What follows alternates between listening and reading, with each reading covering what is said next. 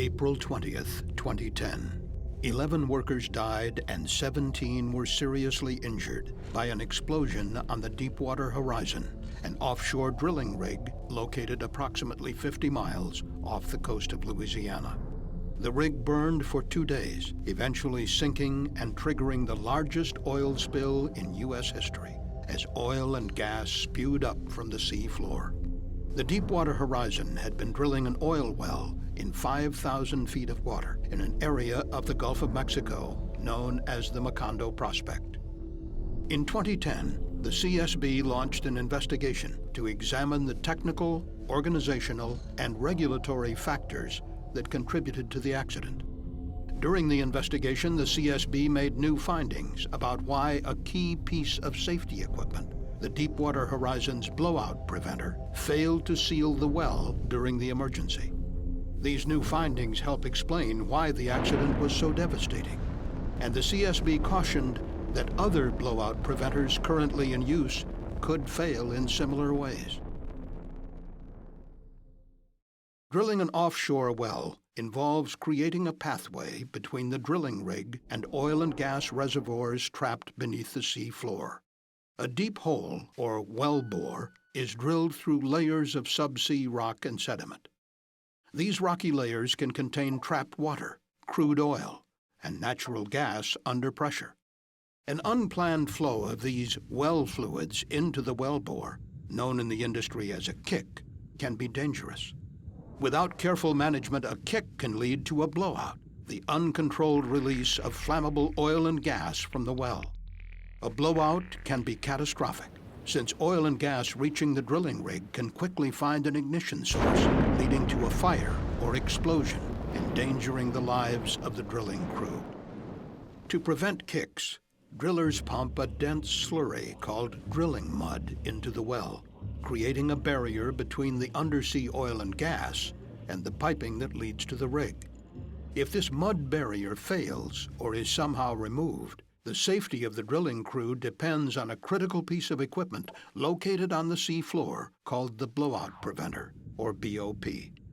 The BOP is a complex electrically and hydraulically powered device that is essential for controlling the well and, in an emergency situation, preventing a disaster on the platform high above on the sea surface. The BOP is connected to the rig by a large diameter pipe called a riser.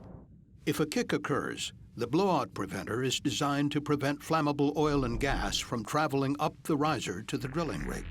This is done by sealing the area around the drill pipe, known as the annular space. To do this, the crew can manually close pipe rams and donut-shaped rubber devices known as annular preventers.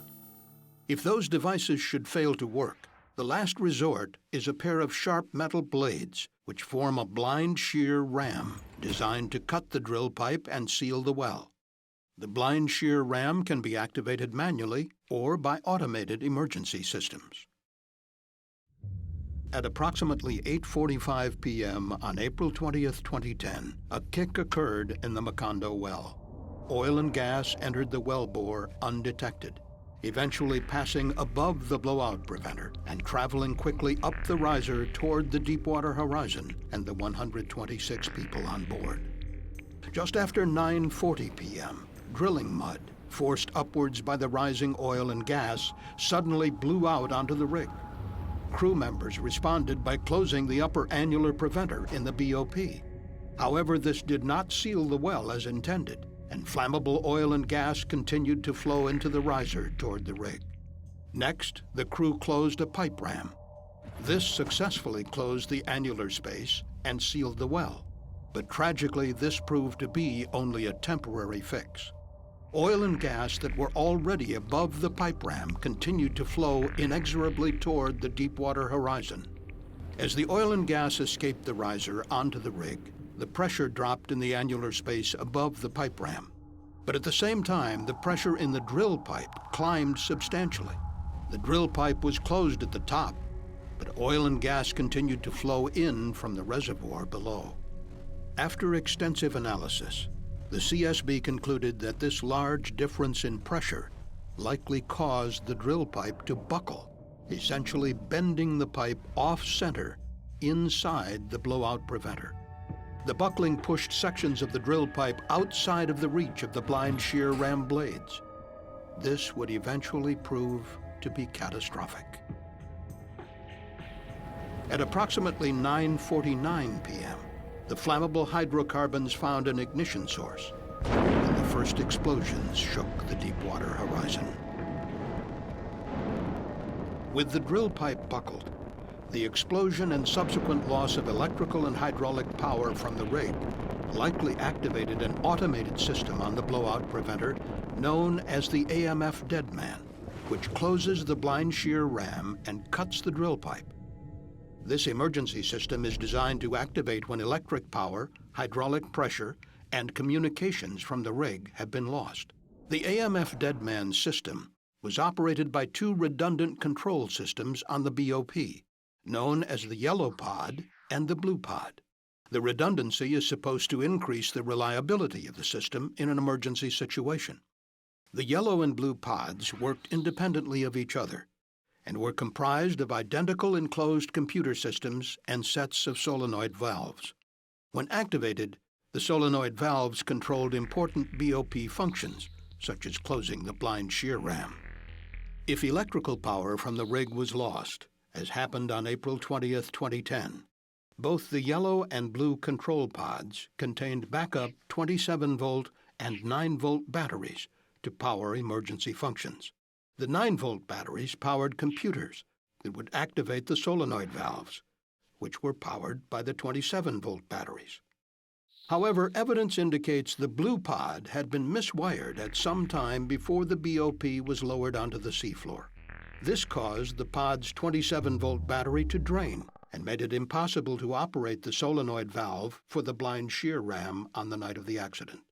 And within the redundant yellow pod, the solenoid for the blind shear ram had been miswired. The solenoid valves were controlled by two coils of electrical wire. These two coils were designed to work in concert, generating a magnetic field strong enough to operate the valve. But within the miswired solenoid valve, the two coils actually opposed each other, leaving the valve paralyzed. Only a third unplanned failure allowed the yellow pod to operate. On the night of the accident, one of the 9-volt batteries that powered the solenoid valve's computer had failed.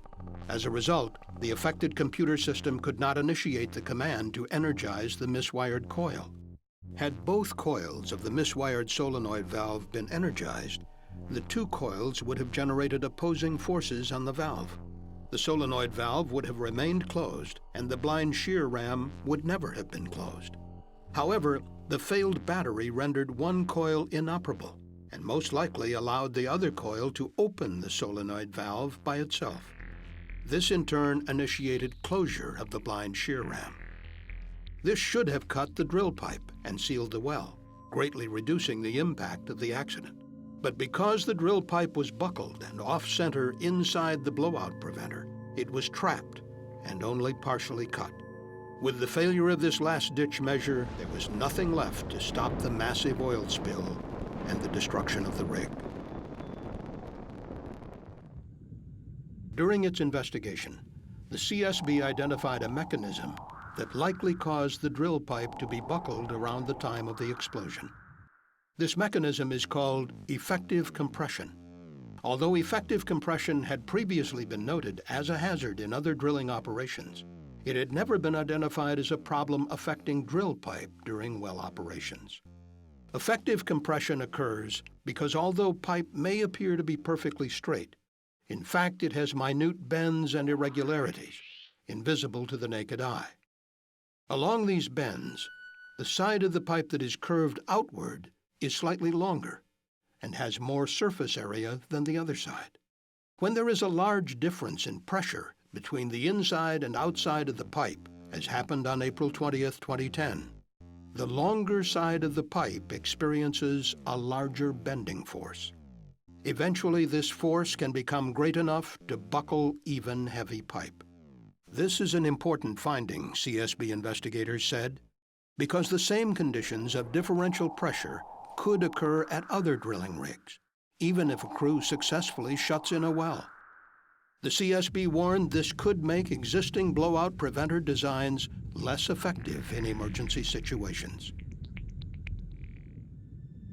In the case of the Deepwater Horizon accident, the buckled drill pipe prevented the blind shear ram from sealing the well. Oil and gas from the well flowed out of the buckled drill pipe and into the Gulf of Mexico for 87 days. A reported 5 million barrels of oil eventually spilled, causing one of the worst environmental disasters in United States history.